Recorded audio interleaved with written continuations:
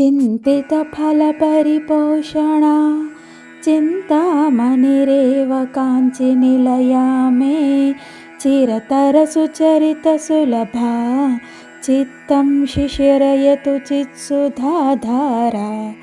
చైతన్యామృత ప్రవాహ రూపిణి కాంచీపురమందు నివసించునట్టి కామాక్షీదేవి చింతామణియే. చింతింపబడిన ఫలములను చక్కగా పోషించి ఇచ్చుటలో కామాక్షి నా చిత్తమును చల్లబరుచునుగాక. కాంచీ నిలయ కాంచీయందు నివసించు కామాక్షీదేవి చింతిత ఫల పరిపోషణ చింతామణి. చింతించిన ఫలమును పరిపోషించు చింతామణియే.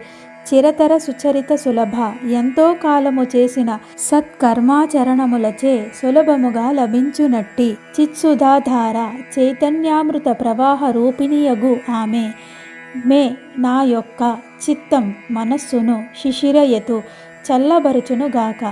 చింతింపబడిన ఫలములను చక్కగా పోషించి ఇచ్చుటలో ఆ కామాక్షీదేవియే చింతామణి.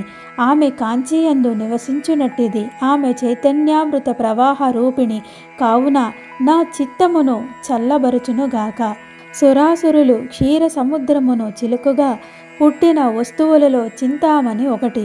చింతామణి శబ్దము కోరిన కోర్కెలు తీర్చును. కామాక్షీదేవికే ఆ పేరు బాగుగా సరిపోవును. ఆమె మోక్షమును వివిధ రకాలైన ఫలములు అన్నిటినీ ఇచ్చును. దేవతలు చింతామణి సహాయముననే తమను సేవించువారు కోరిన ఫలములు ఒసగుదురు. వారికట్లు చేయగల శక్తి ఒసంగు చింతామణి కామాక్షీదేవియే. పుణ్యశ్రీలు తమ తమ కాంచులలో మణులను పొదిగించుకొని ధరించెదరు. పుణ్యశ్రీయగు భారతమాత అంటే భూమి కాంచీనగరమును కాంచిగా అనగా మొలనూలుగా ధరించినది అంటే వడ్డానము.